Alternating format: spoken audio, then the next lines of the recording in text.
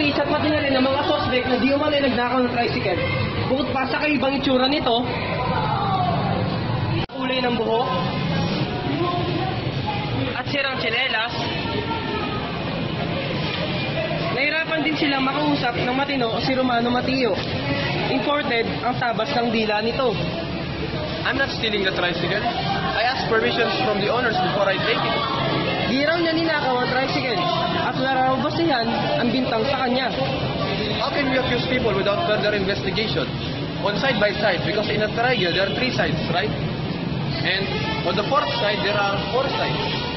How many degrees is the 3 sides? How many?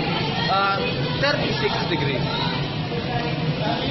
Di rin daw niya ito itatakbo kundi ginagamit lang sa kanyang pamamasyal.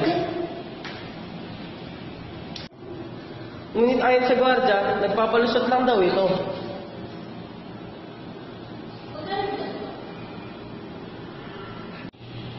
Nasaan ba yung may-ari? Yung may-ari sir, nasa balik-balik sa bayan nila eh. So hindi talaga siya nagpaalam. Hindi rin nagpaalam. What is the true about and what is the side about? Sabi nito, we cannot accuse upon people. And then people without sabi, so we can take square from the side by side, sir. Dahil sobrang labo kausap ng suspect at maaaring naapekto na ang kanyang utak. Para sa unang balita, Michael Parating, reporting.